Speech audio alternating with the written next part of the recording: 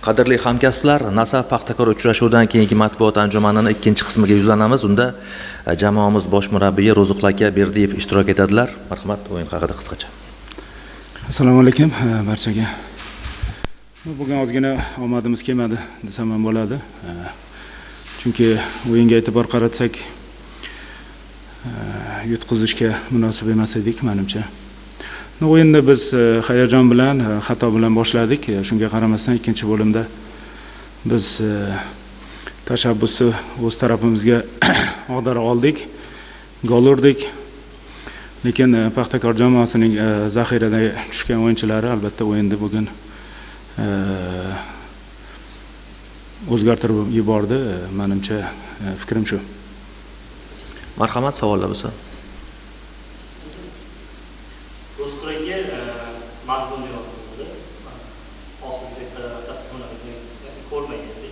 Savolim o'sha birinchi golda Alibek Davronov xato qilgandek ko'rindi, sizga darvozabonni oldinga chiqib ketish holati. Menimcha Alibekning xatosi ko'proq, chunki har qanday holatda ham u birinchi to'pda edi. Boshqaroq qaror qilsa ham bo'lardi. Mayli, agar uzoqroq to'pda yoki darvozaning ustidan qiyin vaziyatda edi, darvozaning ustidan tepib olsa bo'lardi, yoki uzoqroq boshqacharoq harakat qilsa bo'lardi. O'sha uchun bu yerda ko'proq Alibekning pozitsion xatosi emas, o'sha texnik xatosi bo'ldi deb o'ylayman. Lekin Alibek yaxshi o'ynadi bugun. Menimcha boshidagi hayajonni hisobga olmasak, jamoaga yordam berishni juda ham xohladi. Yigitlarga albatta minnatdorchilik bildirish kerak. Bugun borini berib harakat qilishdi. Stadionga kelgan muxlislarimiz va boshqa joydagi muxlislarimizni xursand qilish uchun. Lekin albatta bugungi Paxtakorda o'yinchilarning darajasi yoki tarkibi yoki ikki tarkib borligi albatta bugun ularga katta ustunlik berdi. Akrom Ko'minovda o'yindan qoniqmagan. Yo'q, qoniqmaganim uchun uni zaxiraga oldim. Biz tezlik qo'shishimiz kerak edi, o'sha joylashuvni o'zgartirishimiz kerak edi. Bu bizga ancha qo'l keldi. Jamoa ikkinchi bo'limda juda yaxshi boshladi. Vaziyatlar, Sharofni darvozaga to'siniga tekkani, ustuniga tekkani, Sardordiki tashabbus biz tarafida edi. O'sha uchun o'sha vaziyatlardan agar bizda omadimiz kelganda, albatta bugun hisob balki boshqacha bo'lardi.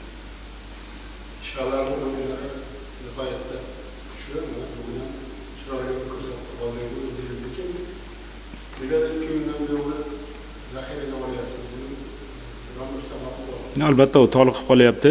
Faolligi kamaygandan keyin biz zaxiraga olyapmiz. Ularda ham yangi o'yinchilar chiqdi. Bu ko'rdingiz, juda ham yaxshi kirishib, ancha tezlik qo'shdi. Bizlar ham bu narsani amalga oshirishimiz kerak edi. Inshaalloh o'sha o'ynagan vaqtda albatta jamoaga yordam berishga harakat qildi, lekin oxirida charchoq bo'lgandan keyin biz uni zaxiraga oldik.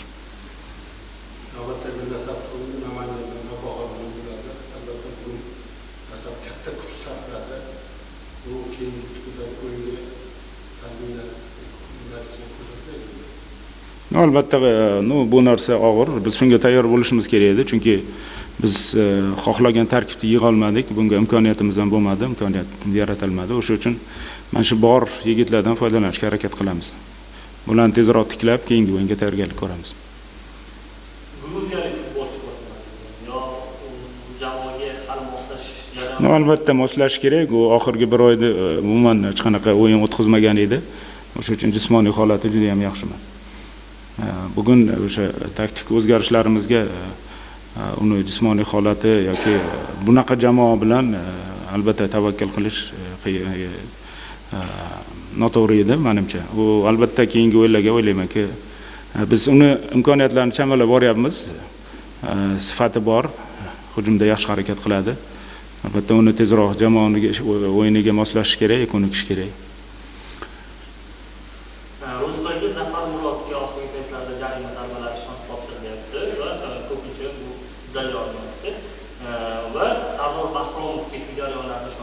Umuman maydondagi jarima zarbalarini tepilishda siz qanchalik aralashuvingiz bor? Yo, biz bir nechta yigitlar bor, buni amalga oshirish mumkin, lekin Zafardan nafaqat jarima tepgan to'pi. Balki o'yinda ham bugun o'yinida pasayish borligi, balki barcha o'yinlarni o'ynagan uchun charchoq bordir. O'sha uchun uni zaxiraga oldik. Yosh imkoniyat berib tezroq tezlik qo'shishimiz kerak edi. Qaysidir ma'noda bu narsa o'zgardi-yu, lekin albatta Zafar bundan-da yaxshiroq o'ynashi mumkin, zarbalarni bundan-da yaxshiroq bajarishi mumkin. Lekin bugun yo'llagan zarbasi juda noaniq bo'ldi. Ro'zg'orga o'tgan safar matbuot anjumanida aytgandek, o'sha bundan ko'proq saviyadagi boshlarni xohlagan deb hisoblayapsiz. Biz o'zimiz xohlagan tartibda yurmadik. Umuman bu narsani menimcha muxlislar sizni ro'yxatingizni bilishga haqqi bor va qiziqishyapti. Jamoaga kimlarni olib kelishni xohlagansiz va kimlar bilan qiziqqansiz? Bular legionerlar. Biz kuchliroq, darajasi yuqoriroq legioner variantlarimiz bor edi, lekin bizda imkoniyat, ularni olishga imkoniyat bo'lmagani uchun biz bular bilan chegaralanib qoldik. Qisqa shu, endi bu yerda ochiq oydin uni gapirib yotmaylik, lekin ularni olish uchun biz imkoniyatimiz yaxshiroq bo'lish kerak edi. O'sha moliyaviy tarafdan imkoniyatimiz. Ular bilan aloqaga chiqib Aloqa biz variantlarimiz bor edi. Eng yaxshi variantlar bo'ladi, o'rta variantlar bo'ladi, oxirgi variantlar bo'ladi. Biz oxirgilar bilan cheklanib qoldik. Xo'p, o'sha siz o'ynagan davrlarni eslab ko'raylik. O'sha davrlarda bizga yoshadi. Nasabdan Paxtakorga kimdir o'tsa, muxlislar buni hazm qilish qiyin edi degan fikrlarni aytishadi. O'sha davrda siz o'ynagan davr bilan hozirgi o'rtadagi farq.